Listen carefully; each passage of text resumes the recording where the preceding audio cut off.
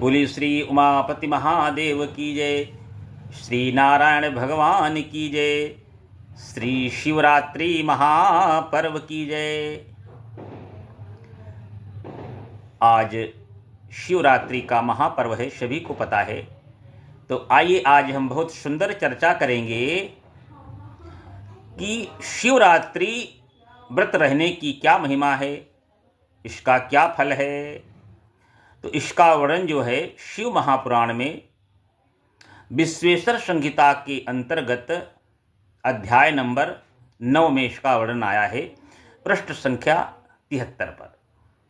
तो भगवान शिव स्वयं अपने मुखारबिंद से इस व्रत के फल की महिमा कह रहे हैं। तो आइए हम आप सभी श्रवण करें। बड़ा ही सुंदर वर्णन किया गया है। तो भगवान शिव कह रहे हैं कि शिवरात्र आवाहो रात्रम निराहारो जितेन्द्रियः अर्चयित्वा यथा न्यायं यथा बलम वंचकः।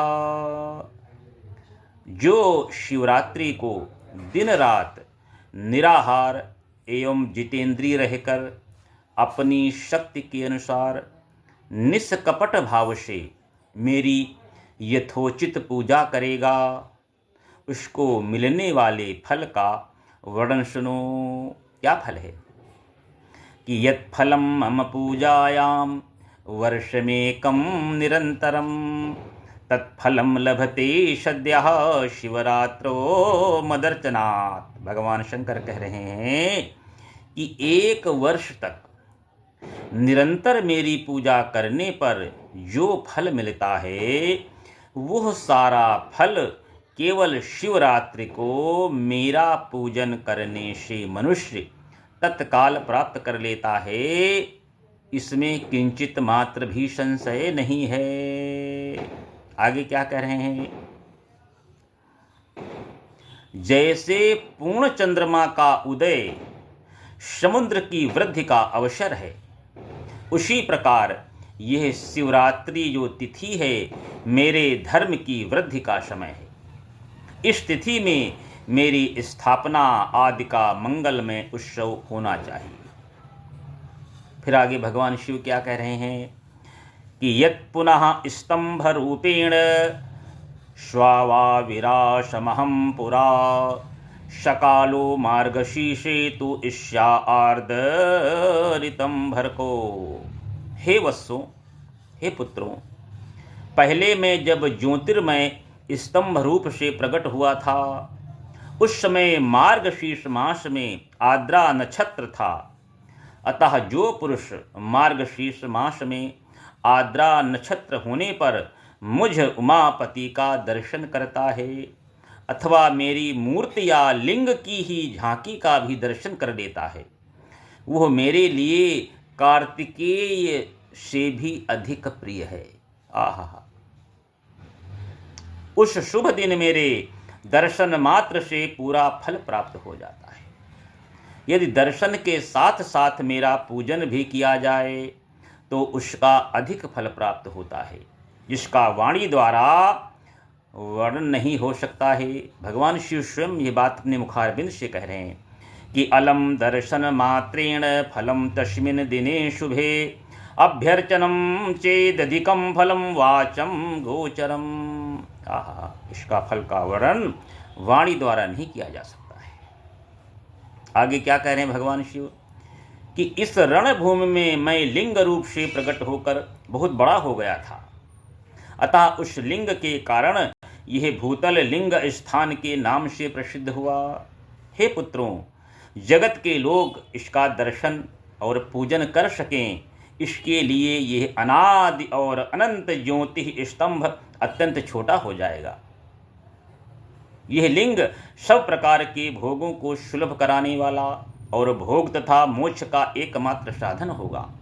इसका दर्शन, स्पर्श तथा ध्यान प्राणियों को जन्म और मृत्यु से छुटकारा दिलाने वाला होगा।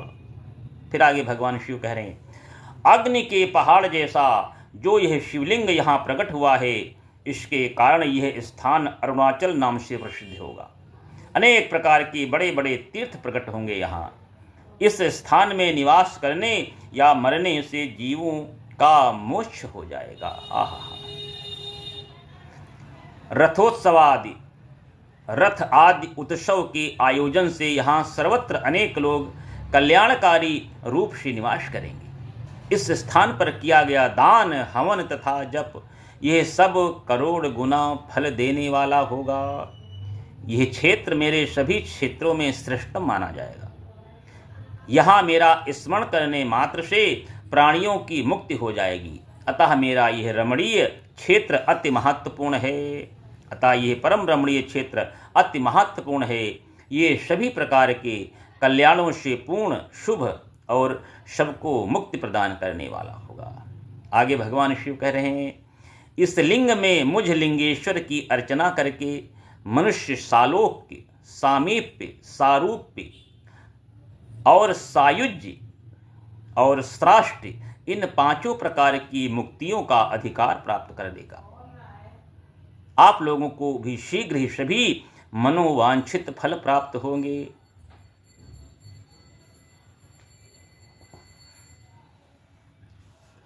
तो भगवान नंदीश्वर कह रहे हैं, इस प्रकार विनम्र ब्रह्मा तथा विष्णु पर अनुग्रह करके भगवान शंकर ने उनके जो सैन्य दल परस्पर युद्ध में मारे गए थे, उन्हें अपनी अमृत वर्षिणी शक्ति से भगवान शिव ने सभी को जीवित कर दिया। उन दोनों ब्रह्मा और विष्णु की मूढ़ता और पारस्परिक वैर को मिटाने के लिए भगवान शंकर उन दोनों से कहने लगे। ब्रह्मा और विष्णु में बड़ा द्वेष हो गया था, उनकी आपस की द्वेष भावना को मिटाने के लिए भगवान शिव कह रहे हैं कि मेरे दो रूप हैं, सकल और निष्कल, दूसरे किसी के ऐसे रूप नहीं हैं। अतः मेरे अतिरिक्त अन्य सब अनीश्वर हैं। हे पुत्रों, पहले मैं स्तंभ रूप से प्रकट हुआ, फिर अपने साक्षात रूप से। ब्रह्म भाव मेरा निष्कल और महेश्वर भाव जो है सकल रूप है, ये दोनों मेरे ही सिद्ध रूप हैं, मेरे अतिरिक्त किसी दूसरे के नहीं हैं। इस कारण तुम दोनों का अथवा अन्य किसी का भी ईश्वरत्व तो कभी नहीं है। अज्ञान के कारण तुम दोनों को जो यह ईश्वरत्व का आश्चर्यजनक अभिमान उत्पन्न हो गया था, उसे दूर करने के लिए ही मैं इस रणभूमि में प्रकट हुआ हूँ। उस अपने अभिमान को छोड़ दो। भगवान शिव कह रहे हैं ब्रह्मा और विष्णु से कि अपने उस अभिमान को छोड़ दो और मुझ परमेश्वर में अपनी बुद्धि स्थिर करो। मेरे अनुग्रह से ही सभी लोकों में सब कुछ प्रकाशित होता है। इस गूढ़ ब्रह्म तत्व को तुम्हारे प्रति प्रेम होने के कारण ही मैं ये सब बातें आपको बता रहा हूँ। भगवान शंकर कह रहे, हे वत्स, जहाँ जहाँ जिस किसी ने भी मेरे लिंग को स्थापित कर लिया है, वहाँ मैं अप्रतिष्ठित होने पर भी प्रतिष्ठित हो जाता हूँ। बोली श्री उमापति महादेव की जय।